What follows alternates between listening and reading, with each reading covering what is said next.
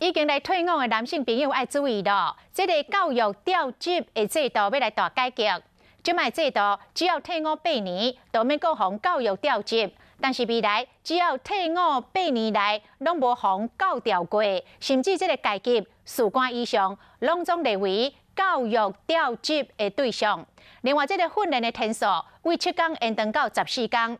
不过，国防部嘛来释出着利多，像这个薪水要增加到1.5倍。另外，看医生、买物件、游览，拢总有补助。2022年要开始来实施。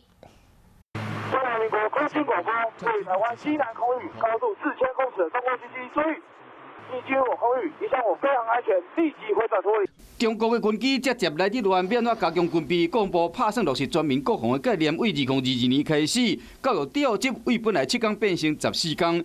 另外，已经退伍的士官注意，退伍8年来无参加过教育调职的人，因为本来8年改调的限制取消，并且优先调训。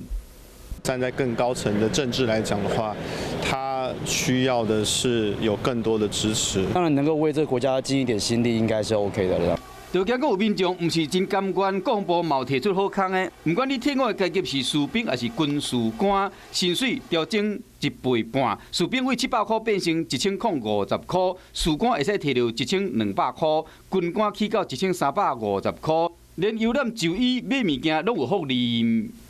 觉得如果真的要做教招这件事，就应该要有实质的效益。